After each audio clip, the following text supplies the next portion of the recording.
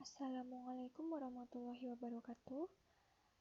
Kami dari kelompok yang beranggotakan Dwi Atika Safitri dan saya Ratri Wulandari akan mempresentasikan tentang materi asuhan keperawatan anestesi ODS pada MOE. Pengertian MOE. MOE merupakan singkatan dari metode operasi wanita. Tindakan ini bersifat sukarela atas persetujuan atau permintaan dari pasangan suami istri untuk menghentikan fertilitas guna mencegah terjadinya kehamilan. Tindakan ini bersifat permanen. Tindakan MOE biasa dikenal dengan istilah tubektektomi. Tindakannya adalah dengan menutup kedua saluran telur atau tuba falopi di kanan dan kiri agar sel telur tidak dapat melewati saluran tersebut. Penutupan saluran ini dapat diikat atau dipotong atau bisa juga dipasang semacam cincin. Indikasi MOE diantaranya yaitu umur istri antara 25 sampai 30 tahun dengan 3 anak atau lebih, umur istri antara 30 sampai 35 tahun dengan 2 anak atau lebih, dan umur istri 35 sampai 40 tahun dengan 1 anak atau lebih, sedangkan umur suami sekurang-kurangnya berumur 30 tahun, kecuali apabila jumlah anaknya telah melebihi jumlah yang diinginkan oleh pasangan tersebut. Indikasi ini menurut Wijdosastro tahun 2002. Indikasi MOE selanjutnya yang berikutnya adalah ada indikasi umum. Yang pertama adalah gangguan fisik. Yang dimaksud dalam gangguan fisik yaitu sedang menderita tuberkulosis pulmonum atau penyakit jantung dan sebagainya. Yang kedua ada indikasi obstetrik. Yang dimaksud dengan indikasi ini adalah toksemia gravidarum yang berulang, seksio cesarea yang berulang, dan histerektomi obstetrik, dan sebagainya. Selanjutnya ada indikasi ginekologi, yaitu pada waktu melakukan operasi ginekologik dapat pula dipertimbangkan untuk sekaligus melakukan sterilisasi. Indikasi sosial ekonomi, yaitu indikasi ini berdasarkan dengan beban sosial ekonomi yang sekarang ini terasa bertambah lama bertambah berat. Yang terakhir ada indikasi umum juga. Yang kedua adalah gangguan psikis, yaitu gangguan yang dialami seperti skizofrenia atau psikosis, sering menderita psikosa nifas, dan lain-lain. Selanjutnya ada kontraindikasi dari MOE. Yang pertama ada kontraindikasi mutlak. Di sini ada peradangan dalam rongga panggul, peradangan liang senggama akut atau vaginitis, dan cervitis akut.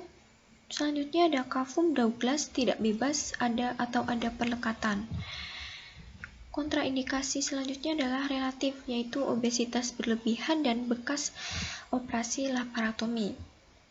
Selanjutnya ada hamil sudah terdeteksi atau dicurigai, terjadinya perdarahan pervaginal yang belum jelas penyebabnya, infeksi iskemik atau pelvik yang akut hingga masalah itu disembuhkan atau dikontrol, kemudian kurang pasti mengenai keinginannya untuk fertilitas di masa depan dan belum memberikan persetujuan.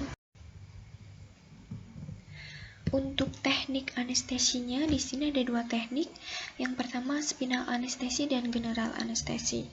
Untuk spinal anestesi, hiperbarik buvikafein 5% atau 1,6 sampai 2 ml lebih sering digunakan. Kemudian ada lidokain 5% untuk spinal anestesi memiliki beberapa efek serius pada pasien dan sebaiknya penggunaan lidokain ini dihindari. Direkomendasikan untuk menambahkan golongan opioid yang larut dalam lemak seperti contohnya fentanyl karena bisa meningkatkan efektivitas dari dosis kecil buvikafein. Namun jika opioid ditambahkan, maka harus tersedia treatment untuk menangani beberapa komplikasi seperti depresi pernafasan, mual, dan gatal. Kemudian ada monitoring pasien juga tetap harus dilakukan. Selanjutnya untuk general anestesi, yang dilakukan adalah teknik balance anestesi yang lebih aman dilakukan. Tetapi untuk ahli anestesi tetap harus memperhatikan masalah yang terkait dengan airway management pada kelompok pasien ini.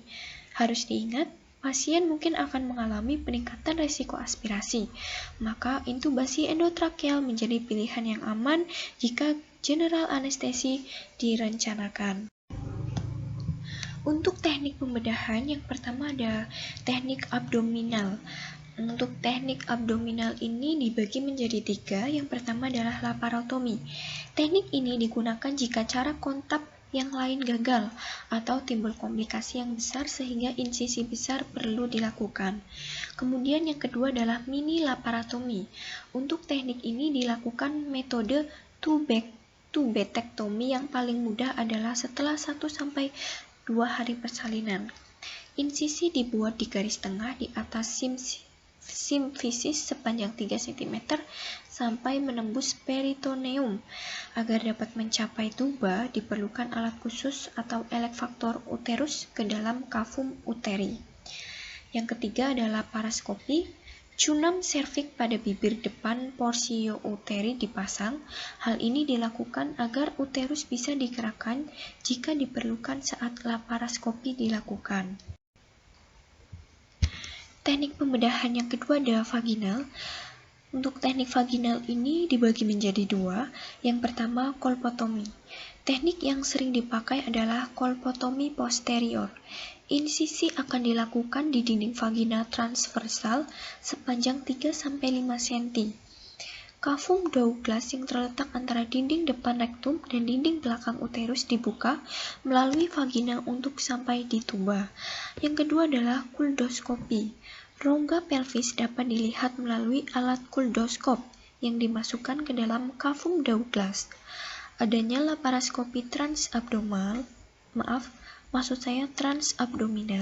maka kuldoskopi kurang mendapat perhatian atau minat sehingga tindakan ini jarang dilakukan.